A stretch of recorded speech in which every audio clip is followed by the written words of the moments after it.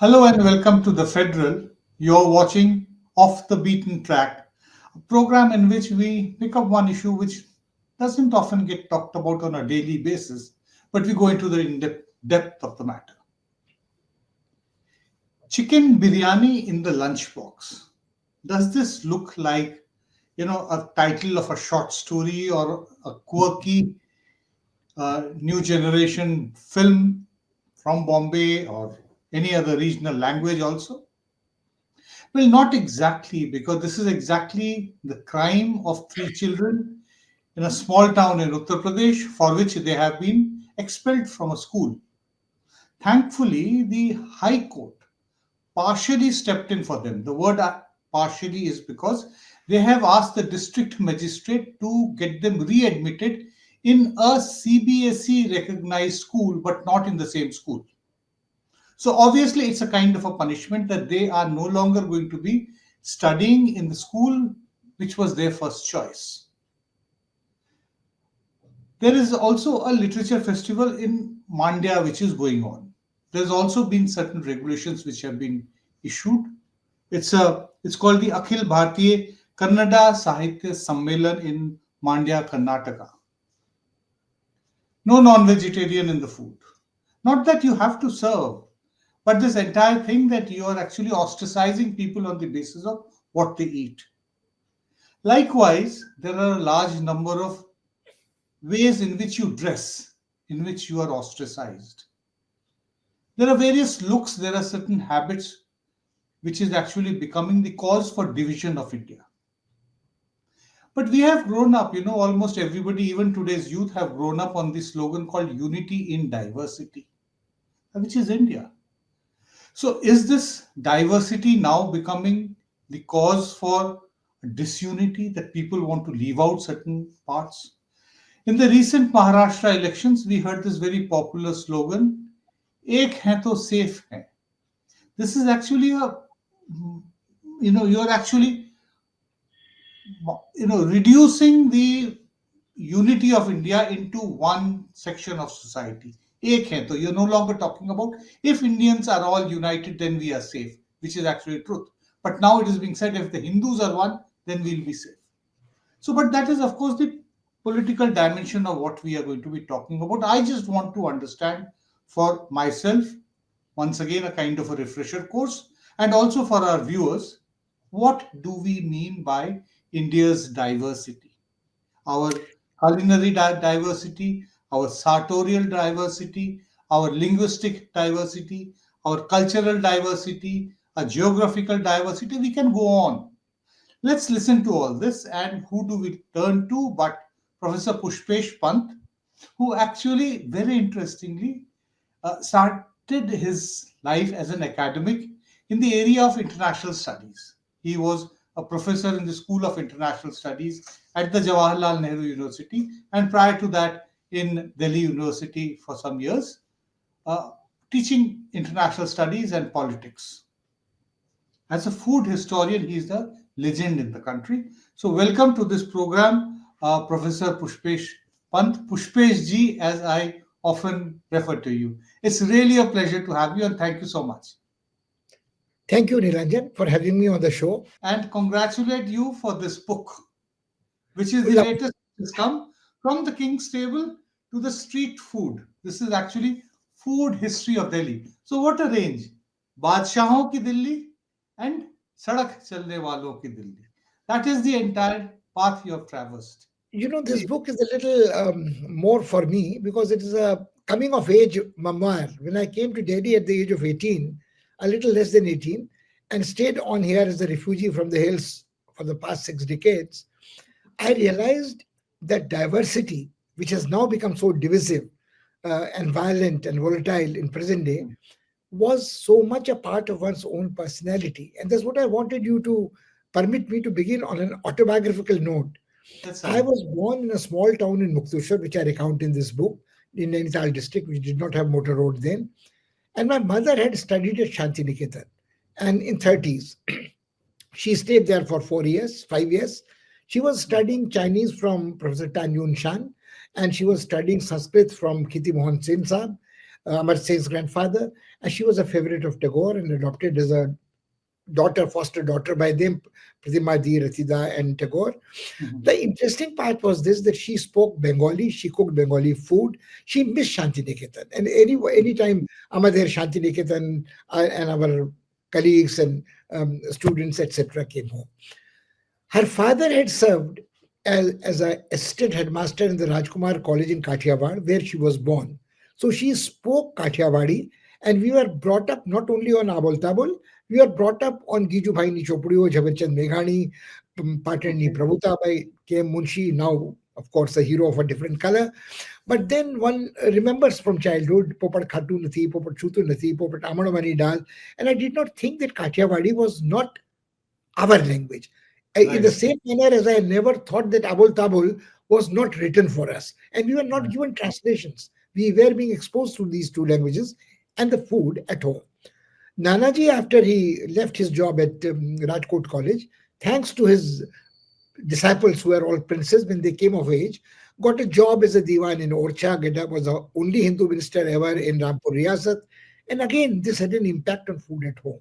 You know, you had food from Rampur, which was non-vegetarian, Mm. kebab, tar, gosht, tapshi, halwa, and you had the Bundelkhandi riches of poverty, barra, farra, and of course, the tales of Ala Udal. Father had studied medicine in Lucknow, and because his roommate was a Bengali, he could speak Bengali fluently, colloquial, and much before he fell in love with my mother or my mother fell in love with him, they could exchange endearments in Bengali. Now, Mm. you see, it was an interesting household, and when I came to Delhi, those were the guest control days. I had to get Mm. my name scratched off into the rationing card in Nainital, and then my name would be admitted into the hostel mess register. And hostel mess was interesting because G. Parsarthi, the first vice chancellor, and the Yeah. first pro vice chancellor, Munis Raza, were great believers in the Nehruvian unity in diversity and celebrating diversity. So one day there would be sambar, the other day there would be paneer, the By third day there would rotation. be something else, puri bhaji. And people would say, अरे ये क्यों मद्रासी खाना खिला रहे हैं, ये क्या खिला रहे हैं, आज शाकाहारी खाना क्यों है, आज स्ट्रिक्ट वेजिटेरियनिज्म क्यों है. It was imposed on us because of food shortages. But then I realized, ये लोग परेशान क्यों हैं? Why are they bothered? Isn't this our food? Because I had grown up on sambar and doi mach Right. and jingdi and luchi and puri and paneer and kebabs. So it was, if you did not like something, my mother incidentally was a vegetarian. So in the same household, we had a father who was a pork eater, beef eater. Beef, of course, was buff then, as now, because beef was Yes. not in India at all. And pork, as a doctor, he abhorred unless he knew that it was safe from a piggery where no liver fluke risk was there. But what amused me was that this diversity, which we took for granted, and it was not only our household. Muktushwar was a research station where scientists were there from, they're called Madrasis, they were Malayalis, they were Telugus, Tamils, Kannadigas, Mm. Sindhis, Parsis, Gujaratis, Marathis, and even lower staff, the clerical staff, the research staff was drawn from all over India. So it was a Right. mini India. This I realize was an exception. But wasn't there a mini India everywhere before the division of India into linguistic states? So you had commonalities of food, as you said, of dress. Where do you draw the line between Mhm. Gujarat and Maharashtra? Between a That's right. Bora Muslim, a Bene Israeli Jew, a Hyderabadi Jew, a Mopla Muslim, a Goan Christian, Roman Catholic, a Protestant, and a Marathi Pune Brahman or a Maratha non-Brahman, Mm. or anybody, Deshashta, Konkani, whatever it was. So I have a feeling that you have this problem of diversity being divisive only after the states were reorganized, to my mind, very foolishly, on linguistic basis. And I think Right. once this was done, a Pandora's box opened for people asserting their linguistic difference. And with that, partition had, of course, prepared the ground for asserting your religious difference. But then the sectarian difference, which is the bane of our life today, was Yes. not there. People realized that despite all this veneer of differences, religious, linguistic, the great class divide between the rich and the poor, there Right. was something which was common to all of us. And now, when we talk of this, what comes to my mind is Adi Shankar's definition of Brahma. So when he was defining Brahma, he said neti, neti, neti. Not this, not this, not this. So how did you define India? Akhand Bharat is a very ugly word, but if you go to undivided India from Afghanistan to Arakan, from Ladakh to Lakshadweep, and from Andaman Nicobar to Southeast Asia, you have a very interesting South Asian subcontinent, which had a Right. commonality which was not Chinese, which was not Central Asian, which was not Mediterranean, which was not African. And this was what an Indian was. You called it Hindustani, or you insist on calling him Bharat, but originally Hindustani was also derived from a Sanskrit root like Hindustan, Sindhustan, pronounced Mm. differently by the Persians. We unfortunately believe that everybody who came to India came as an invader, whether it was the Mughals or the Turko-Afghans or the Mongols. We fail to remember that lots of them, the people who did not practice Hinduism, came to Mm.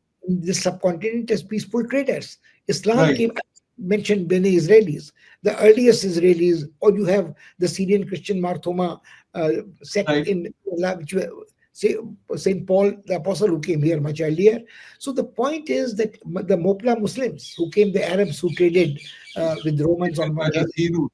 and everybody came here as a trader in peace. And actually, the word Mapla is interesting because it starts from the Malayalam word Mahapillai, which means the son in law. So, some of these Arab traders, even before the advent of Islam, had reached India. Post Islam, they had reached here, fell in love with local girls and married, partly for opportunistic reasons, partly for because they really liked the girls, and they were Right. referred to as the son in laws, sons in law, to be grammatically correct, Mahapillais, and it became Moplas. So we tend to overlook that this country has had this beautiful syncretic genius. I don't call it synthesis because synthesis again is assimilation, homogenization. We let the diversities flourish. Take, for instance, Islam. What is common between a Kashmiri Muslim near Kargil, Shia, and a Mm. Kashmiri Muslim Sunni in Kerala, or a Very Kashmiri little. Muslim in Assam, or a Kashmiri Muslim, Bori Muslim, Dawoodi Muslim, Ismailia? Some of them in Pakistan would not even be recognized as Muslims. Mm. Ahmadiyas, Bohras, Ismailis. So the problem is, without getting into these intricacies, you take the Jains, for instance, the Shvetambars and the Digambars. The Buddhists would have three sects: the Hinayan, the Mahayan, the Vajrayan, etc. Now, they did not have they had differences, they had almost fist fights, even the Shaivas and Vaishnavas, the Jains and the Vaishnavas.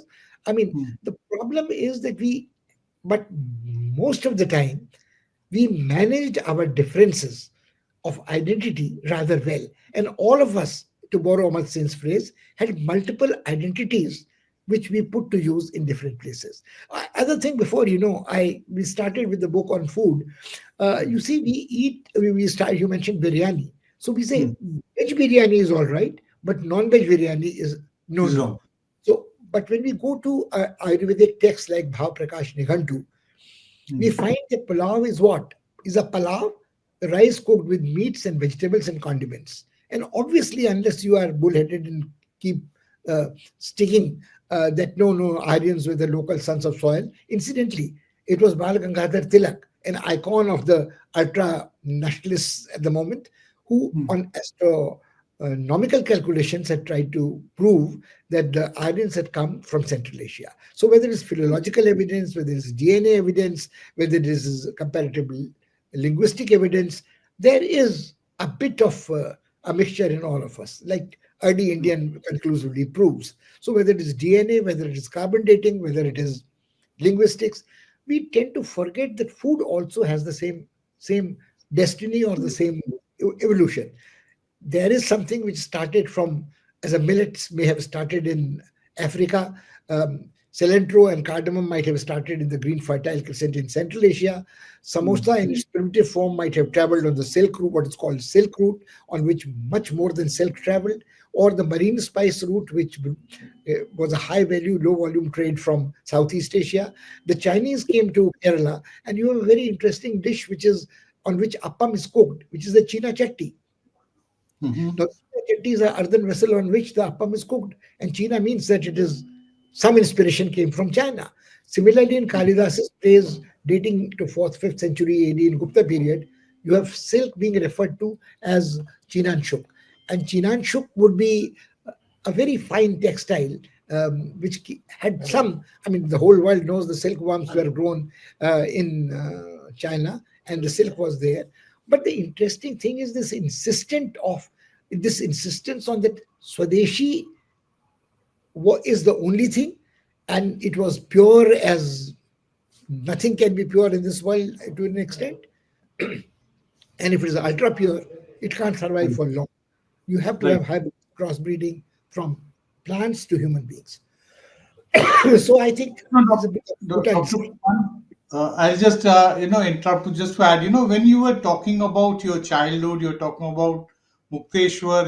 It being a small town, but a virtual microcosm in of India. I was reminded of my childhood. I too, quite like you came. In my teens in Delhi. I came here in 1979, and have since gone on to think that I am a proper Delhiwala. But I too grew up in a small town in North India, in very much now part of Uttarakhand. I grew up in this university town called Roorkee, which again was a microcosm of multiple cultures. In a university, we were Bengalis. Our next one house on the right was that of people from Uttar Pradesh. They were absolutely the castes of Uttar Pradesh. On the other side, we had a Punjabi family, all professors of various places. And being a small town, being a university, there was a culture of constantly going from your house to the other house. There's a tremendous amount of socialization on a one-to-one basis, as well as during festivals. We would all meet together in the university club or wherever, there get an exposure to all kinds of cultures, because celebrations in clubs would mean that the ladies would all set up food stalls, so we will get to sample all kinds of food stalls. It was a small town which also had a good cantonment. It was the headquarter of the Bengal Engineering Group. There were the two CSIR labs there, the Central Building of Research Institute, which has been, instead of researching on buildings, has actually been an advisor to the Ram Temple. That is what we have heard. So growing up there and then coming to Delhi, and straight away in the university where you were teaching at that time, which was again a huge microcosm of India. So, if we actually try to understand the diversity of India, you are talking about in your book, you write about, there's one point which you said that at one point after emergency in Delhi, you say that post emergency, you came to understand the close relationship between affordable food, freedom of expression, and democracy. Now, may I also add that to this, there is also a sense of the Indian diversity, because by the time of emergency, it had been almost a decade that you had been in Delhi, having arrived here in 1965 to study and then go on to build a career in academics here. Delhi has always, been a, melting pot of all kinds of cultures, all kinds of habit, all kinds of clothes. I'd just like to know from you as to how you got exposed to the diversity, and how, you spoke quite a bit, but will you tell me specifically something about Uh, Delhi and also how it came from different parts of the country? Nilanjan, I have one small caveat. I would not call Delhi a melting pot, because you Okay. call something a melting pot, it becomes homogenized in a cauldron. I think I would Okay. use an Indian metaphor like a confluence, where Ganga is born in Deoprayag, Alaknanda meets Bhagirathi, one is dark, other is fair, and the water is muddied and little down finds its own balance. Same thing happens at all confluences, all the way to Prayag and Sagar Sangame. I think Right. Delhi is a wonderful confluence of diverse streams, none of which can claim to be a mainstream, and they have intermingled Najaf Nala into Jamuna, something else into Jamuna further down. The Satluj Canal coming from Firozshah Tughlaq's time in a canal to and falling into Jamuna again. So you Right. have multiple streams of language, of costume, of cuisines intermingling, but at times also keeping their separate parallel streams with a very little gap. It is like puddles of water which at times may meet. One puddle becomes larger, Then the heat is intense, the puddle shrinks. So an old Bawli shrinks. There are step wells. I take for instance the example of Purani Delhi, the walled city. When we talk of Purani Delhi, normally we confuse it with Shahjahanabad. But there was an older Delhi than Shahjahanabad, that was Rai Pithora, Shahjahanabad, Firozabad, Siri, Shahpur, Yes. Dhapana, Deenpana, and so on. But All without it, different cities. quite 7, 8 different cities. Like Yes. Cat Delhi has had more than 9 lives, not to forget the mythical, now historical Indraprastha, Mahabharata, and so on. But what I would Hmm. like to say that it is more like a sedimentary rock, where it's separate layers, and if you dig, you find the separate layers marked very clearly. As I was referring to you, the people who resided in the vicinity of Jama Masjid in Shahjahanabad, Hmm. they included Kayas, they included Banyas from Rajasthan, they included Kashmiris, they included Rajasthanis, they included Muslims and Punjabis, uh, pre-partition Punjabis, Punjabi Saudagarans, and all of them lived in the same area or in neighborhood of very clear the Dariba, beyond the Dariba in um, but then you see what you would have them eating their own food, maintaining their own festivals, and they would participate in each other's festivals. But they would, till 1857, probably live most of the time in peace. Uh, After 1857, there was communalization because the Muslims were brutally repressed by the British. They thought that they had been loyal to the Mughal emperor who was raising the flag of revolt. And those Hindus who had betrayed the emperor were amply rewarded. वो गद्दारों की हवेली हो, वो चुनामल वाले लोग हों, या उनको मुरब्बे मिल गए, the lands were given to them in the civil lines area. There was a time when the mosque was turned into a stable by the British soldiers, and when they vacated it, they sold it at a pittance to a Hindu who wanted to buy it. And it was only time at the time of the Delhi Darbar, when the early Darbars, not Curzon's Darbar, when Begum Bhopal persuaded the viceroy to Hmm. purchase it, she purchased it, handed it back to the Muslims. So the Muslims had always nursed a grievance that from 1857 onwards, their Hindu neighbors had not actually come to their rescue. Now, Right. we can keep debating this till the cows come home, but the point is, I think by and large, Delhi has allowed people to maintain their identity and coexist peacefully with their neighbors and the people they traded with. So I think this would be more fitting a metaphor, the, the either a confluence or basically sedimentary rock. So you have a Parsi Faluda glass, in which you have a little bit of kulfi, a little bit of jelly, a little bit of custard, a little bit of fruit, and you Right. put long spoon into it like a parfait glass and pick and choose in what you eat. So I think it was something like that in Delhi.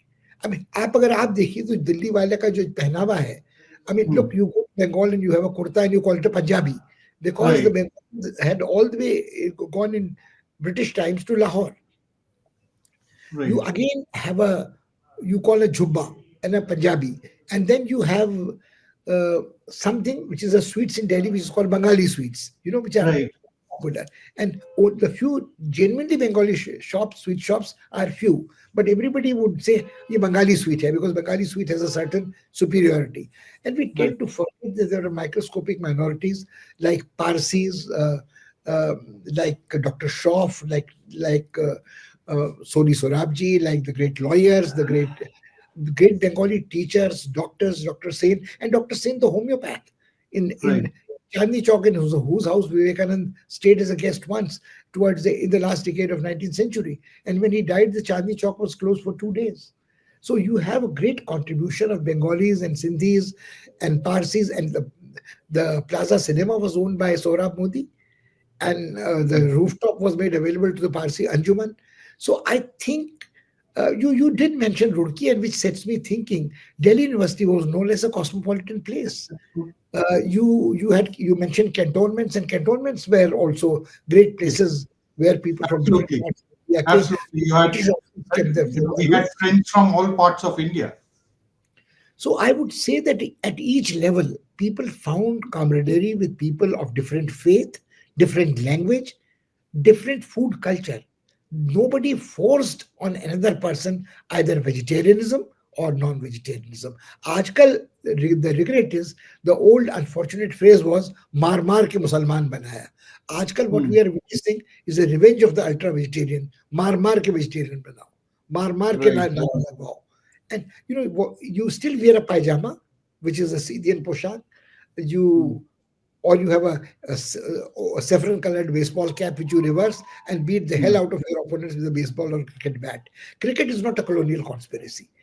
But then anything else can be, the constitution can be a colonial conspiracy. Well, let's try to understand India's religious diversity also. I am talking about religious diversity because, once again, going back to Roorkee, there was a very important dargah right next to Roorkee, Kalia Sharif. It's one of the Kalan most, Sharif, Kalan Clear. esteemed, dargah there. And given the fact that my parents were fairly progressive in their social outlook, every year during the Urs, when there would be a big mela there, we would go to the dargah. Now, when I go to Roorkee now, there is nothing left there, but still, it nothing but memories are there, and there are possibly some old school friends who have stayed on with their families there who are there. When we go to the dargah, then we find that it is no longer multi-religious as it used to be when we used to go. So, when exactly do you think that this Indian religious diversity started fading out? Is it all through the 80s, or would you say that right from independence there were elements, it just became bit stronger because of political developments, which you have very keenly followed over the last few decades? Um, Nilanjan, I would go a little further back. I think the Please. problem of communalization of Indian society started much earlier. And the question was never settled in the 30s when the Congress formed the government in 37. And there was the issue of the Punjabi chief minister and the Bengali chief minister. They were called prime ministers then. And Pandit Pant became the premier in UP and so on. I think this fight between Muslim League asserting that it was the sole representative of Muslims while it spoke only for the affluent elite of the Muslims, and the Congress claiming that they spoke for everyone, all Muslims, including Dalits, and Ambedkar challenging that position. I think the outbreak of the Second World War and the failure of the Congress government formed in 37, post 42, I think the issue got pushed into the background and it was never resolved that it should be resolved through reconciliation, through negotiations, and partition made matters worse. Was. And I think after partition, it became almost impossible to think of all Indians as one people, regardless of caste and creed. So Ambedkar accented the caste, and the refugees who came from Pakistan, Hmm. hurt, very badly grieved, having lost all, had a sense of revenge. And it never, I mean, Rajmohan Gandhi has a brilliant book, The Muslim Mind, where he talks of Right. reconciliation, not of revenge. Exactly. But he was Gandhi's grandson. The average Indian did not respond to his Think heartwarming, that way. heartrending message. I think it is never the reconciliation, the truth and reconciliation were not possible because the Indians never faced the truth. We keep talking of Holocaust, we keep talking of what happened to the Jews in Nazi Germany, but we are reluctant to talk of the bloodshed and the unfinished business of pre-partition uh, divide. Party responsible. I Right. mean, there was a great hurry on part of Congress senior leaders to form a government, and not all of them formed had a shared a secular mindset of Nehru. Call Nehru half English, half Mughal. That's another thing. But Sardar Patel, Pandit Govindballa Pant, Purushottam Das Tandon, Dr. Rajendra Prasad. I mean, you see further down, 3 4 years down, they had a problem when the Somnath temple was being rebuilt. Uh, Right.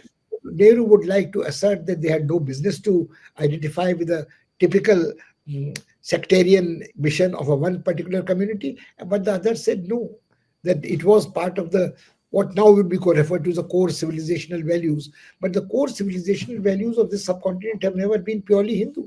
They have been Hindu, Buddhist, Jain, Sikh. And you talked of dargahs. That's interesting. To a very, very orthodox Muslim, going to a dargah is shirk. He wouldn't go there. It is a kind of He doing a wouldn't. it is a form of idol worship. The Right. Sufis have been persecuted not only in Pakistan but also in other Muslim countries.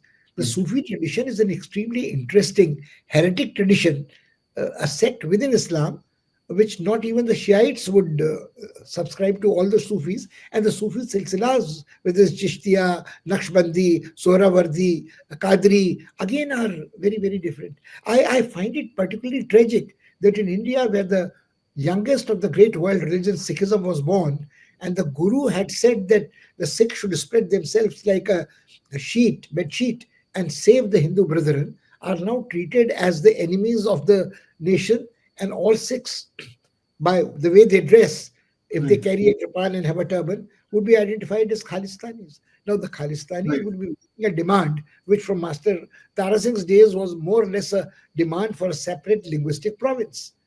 But right, then it came because it was, so you have treated different people differently, you know. I mean, the states formed in the Northeast and the hmm, divide between the Northeast is a country, a kind of a part of country full of diversity. Hundreds of tribes exist just in Arunachal. Even Manipur, you would have the Maitis, the Kukis, the Hos, the Lushai Hill Nagas, and others. So you have the problem of denying, like an ostrich, the reality of diversity and contending conflicting interests. A- As long as we deny them, we can't reconcile them. And we don't confront the truth and say a wrong was done. But then it is not for the present generation to be punished for the sins of their forefathers, imagined invaders, 1,500 years ago. I find it very disturbing. And I right, only think that the Indians of the present generation, I'm talking of the post 20th century born and brought up, who are 25, 24, 25-year old. They have right, no memories of Kargil. They have no memories of food shortages. They have no memory. They all have been brought up from the visions of a greater glory of India. And this opium of the greater glory in future, we will be the greatest nation on the earth, is so intoxicating. That is toxic, practically toxic. And then you don't want to remember, as long as you can gratify your desires at the moment, beg, borrow, steal, or on hire purchase, it doesn't matter what is happening in the world around you or next door. How the old people are dying unattended, either right, strangled or accidentally, or you have juveniles being pressed as hired killers because they don't go to the gallows. And then you have the bulldozer justice, which, despite the Supreme Court's still thundering, continue, remains empty. And still continue. I at times feel that the questions you are asking, you and I talking are talking in a sort of an echo chamber to ourselves. I mean, Right, if you talk to a younger person, they would say, "What's wrong with this? India has been made strong. We have taught a lesson to Pakistan." Nobody would wait to see what lesson we have taught to Pakistan. You would say, "We have taught a lesson to China," but you would not realize how much China has gained in terms of territory, or encroach 100 steps, withdraw 20 steps, retain 80 steps. And nobody is going to ask unfortunate questions, unpleasant questions about Israel, about Ukraine, about Russia, right. arms deal. And fine, that's the way it is. So, Let me, ask you something which I wondered. I started with chicken biryani in a lunchbox. That was my opening sentence. Now, if one reads, when one finds that the majority of Indians are actually meat eaters. Yet there has been this tremendous movement which has come about to shun out non vegetarian food and identifying all kinds of non vegetarianism with alien religions, meaning which, the classical Hindutva definition that those who don't have their punya bhumi within the country, outside. no, let's keep the Pap and Punya outside it, Ranjan. I would say Pitri Bhumi or Punya Bhumi is besides the point. The moment you convert Matri Bhumi into Pitri Bhumi, you get into the logic of patriarchal toxic masculinity. Matri Bhumi Right, suddenly becomes Janmi Janma, Janni Janmashtami, Janbhumischa Swargatati Gariyasi. It is no longer Janani mother, it is right. fatherland. And the moment you have the fatherland and the inspiration of the Nazi Germany, you unfortunately get into a different trap altogether. My problem is, you mentioned majority of Indians being non-vegetarians. My problem is the majority nahi, almost all Indians are hypocrites. So, like there are closet gays and closet LGBTQ, there are Right. closet eaters. They would not be caught eating meat, but they would eat meat, and they would be like homophobes, very vigilante vegetarians and cow savers.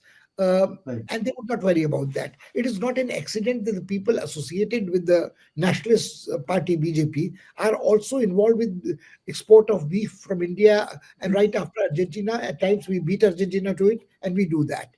So I have a funny feeling that this vegetarian issue is basically a bogey to beat your opponents with. Ask Hmm. questions later. Right. When As you long were as you are protected by the people in power, you will not be punished. So you can settle scores this way. right. I don't know. And you know, about more than 100 years ago, Bhartendu Harishchandra had written a piece which was titled Vediki Hinsa Hinsa Na Bhavati. I mean, if Hmm. you sacrifice an animal for a yagya, it is not violent. And of course, D.N. Hmm. Jha Portia got his face blackened because he did prove, not tried to prove, that in Vedic times beef was eaten. He was not propagating beef eating. He was only Right. pointing that But he was beef was pointing out. eaten. But for that, he paid a heavy price, and that was much before 2014. So I think That's we right. have a sensitivity. We are particularly thin skinned people and ham handed. And unfortunately, we also have an ego which is very fragile, and we think that we are Vishugurus and so on. We may talk that Vasudhaiva Kutumbakam, but there are children of lesser gods in the same family. Right. In your book, this one, the latest book, you talk about a very fascinating idea towards the end of the book, where you talk about the past being the future, in terms of food, this idea of, and you also talk about the various, fusion food which comes about, like for instance, tandoori momos, two completely different food items which gets to, but also the past getting resurrected and being made into new forms and coming. So the question is, that it is there as an idea the in as far as foods are concerned. But do you have hope? Rather, you said, that we are living in an echo chamber. So outside this echo chamber, is there any possibility of going, going of the past becoming our future once again? That's a better way of actually Look, framing it. the interesting part, Nilanjan, is this: the past becoming our future is not a frightening prospect if the past is a historical past. If you have imagined a Right, mythological, fantastical past, and that becomes the future, then it is not a dream, then it is a nightmare. That is what right. scares. I think that is very well said, and I would like to conclude on this point because there couldn't be a better way to conclude that the past must be a historical past, and only then we would like it to be a future. Otherwise, it will become a nightmare. We hope that we will not live a nightmare in the years to come. Thank you, Dr. Pushpesh Pant, for speaking very fluidly about a wide range of topics, explaining that the diversities, various kinds of diversities in India, which binds us, and also as to why at various stages in our history that we have kind of come apart. Thank you very much once again, Thank you. Dr. Pushpesh Pant. Thank I you very much. hope to speak to you once again whenever there is a situation which calls for your guiding light. Thank you so much. Thank you.